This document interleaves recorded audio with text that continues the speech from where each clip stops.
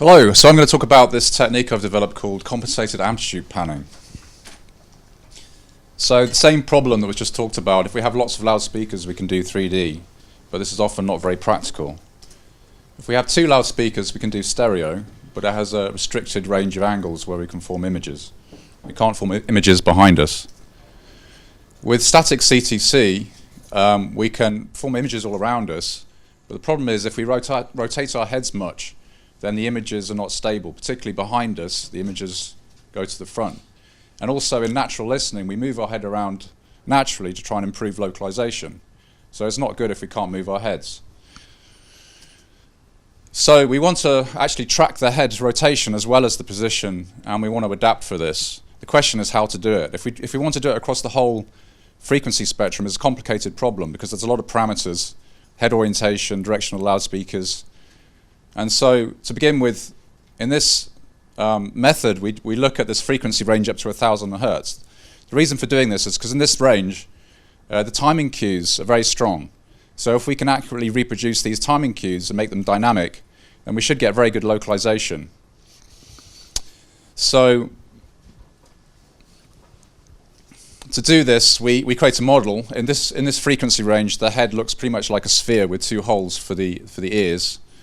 And if we follow it through, what we find is we produce a nice condition relating three quantities. The first is describing the range of possible sound fields we can use to reproduce an image for a particular head orientation. And if we apply this to the problem of stereo reproduction with two loudspeakers, we arrive at a unique solution which is very simple, not obvious, but very simple, very efficient for controlling the gains of the loudspeakers.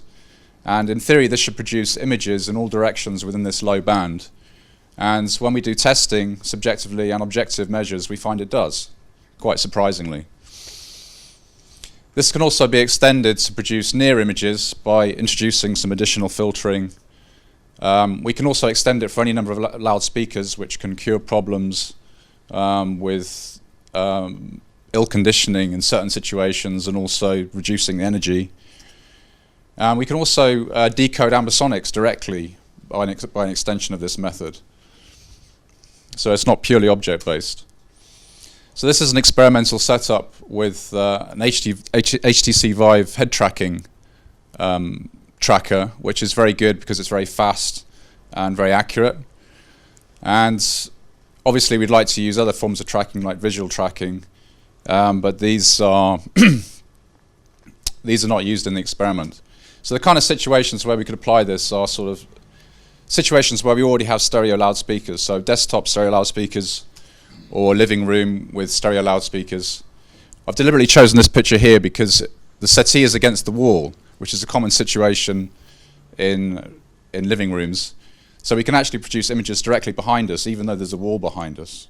So we get a fully immersive feeling. So this is just showing, the blue circle is showing the different directions you can get these low frequency images. And we can also combine this with high frequency images by conventional panning techniques extended for adaptation. The surprising thing is if we move to the middle, we can get even better low frequency images, and we can actually generate high frequency images in all directions as well. So we can actually get full 3D images in all directions. If we go forwards, we can get low frequency images in front of us, even though we have the loudspeakers behind us, which again is quite surprising. We can also move around because we can fix images in different locations, so we can get a kind of augmented reality kind of experience.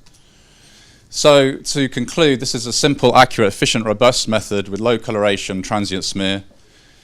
Full bandwidth 3D as possible, even without using high frequency crosstalk cancellation. So we don't need speakers which are close together. Current limitation is tracking technologies because we need fast, accurate rotation tracking, but this should improve in the future. Applications, games, VR, AR, home cinema, music, home studio. Things to do, improve the high frequency reproduction, integration with high frequency crosstalk cancellation. It's also possible to extend for multiple listeners, but this involves a lot more kind of technology, so it may not be practical. Okay, that's the end. Thank you.